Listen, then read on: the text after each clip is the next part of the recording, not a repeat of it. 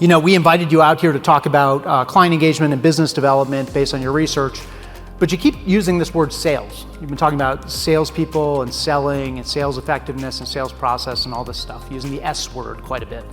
And if you look in this room, there's not a single salesperson in this entire ballroom.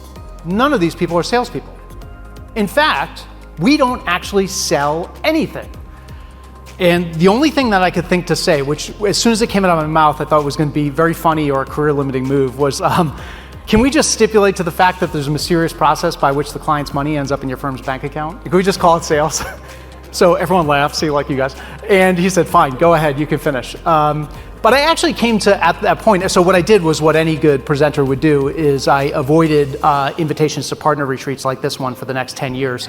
Because I didn't want to be in that situation again. But I came to appreciate, and this research that we just completed really helped me appreciate at a much deeper level how the job of a, if you will, a doer seller, a partner in professional services is in fact quite different from the job of a salesperson. In the spirit of sharing bad news first, let me share with you a little bit of bad news. So the first one is really, the first piece of bad news is this, and this is a problem that's existed across commercial organizations, whether we're talking about partnerships in professional services, we're talking about sales organizations, there's this basic 80-20 problem of performance that you tend to find, which is that 80% of the growth is typically driven by the top 20% of business developers or fee earners or salespeople, if we're talking about a sales organization. That has been true for a very, very long time. In law, it's been true in consulting, it's been true in tech companies, you name it.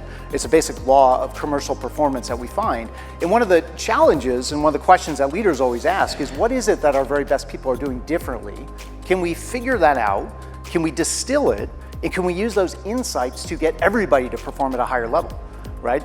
That's kind of the holy grail of commercial performance. Provided the firm or the partner you hired to do your last engagement or your last piece of work did a good job, and provided you've got a good relationship with that person, their team, and their firm, would you be inclined to just go back to them again if a new need arose?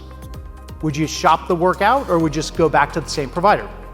So we asked them to think about what the answer to this question would have been 5 years ago.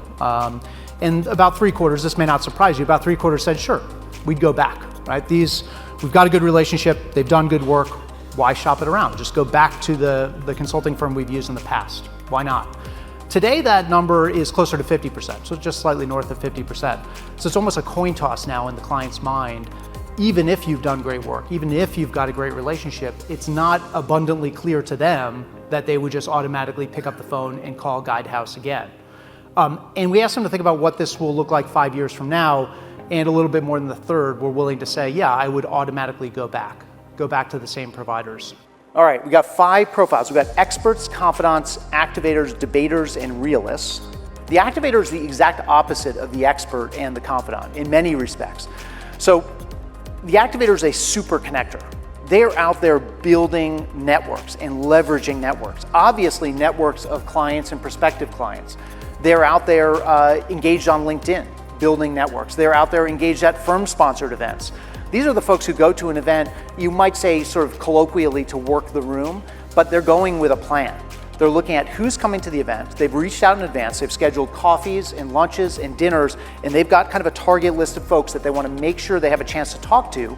They leave with a stack of business cards, and then they try to turn these connections, whether it's cards collected at a firm-sponsored event or connections collected on LinkedIn, they try to activate those connections and turn them into paying clients.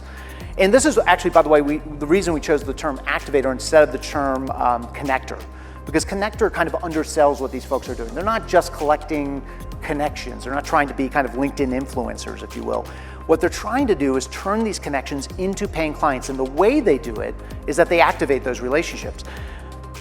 The specific mechanism for an activator is to proactively bring new ideas to clients and prospective clients, to help them look around corners, to reach out to them, say, I don't know if you saw this recent tax court decision, or I don't know if you saw this recent piece of M&A news, or this recent litigation over here. I'd love to set up some time and talk about it and share with you my point of view.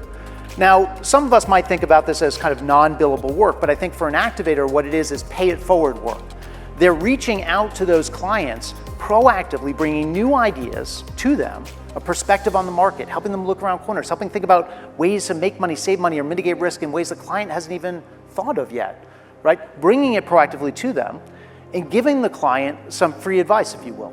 Giving them a chance to kick the tires on their advisory skills and earn some goodwill and shape the client's preferences if in fact that client does decide to force firms to compete for the work. I've got a leg up because I'm the one who brought this opportunity to the client. They're very proactive. They do not wait for the phone to ring. They bring new ideas to their clients and propose new ways to work together, new opportunities to work together, on, I should say. Now, the other thing about activators is that just unlike the confidant, they don't hoard relationships. Instead, they open those relationships and activate those relationships internally. So activators believe that it's all well and good to deliver value to your client personally. If your client is loyal to you and they think you do good work, that's wonderful, that's great. But that's a single-threaded connection between you and the client. What's much more resilient, especially in today's market of a default posture of disloyalty from our clients, where they're likely to shop the work and force us to compete for the business no matter how good of a job we've done in the past, what's much better is if we've got multiple points of connection into this client. If we are working with them across multiple departments, markets, functions, that creates a multi-point kind of web, if you will, into the client. It's a much stickier relationship. It's one that's much more resilient, and it's one that the client thinks twice before they kind of pull up the tent stakes and go with a competitor, right? Because we are embedded into their organization in a really meaningful way. Activators commit to business development, they connect broadly and deeply, and they create value proactively.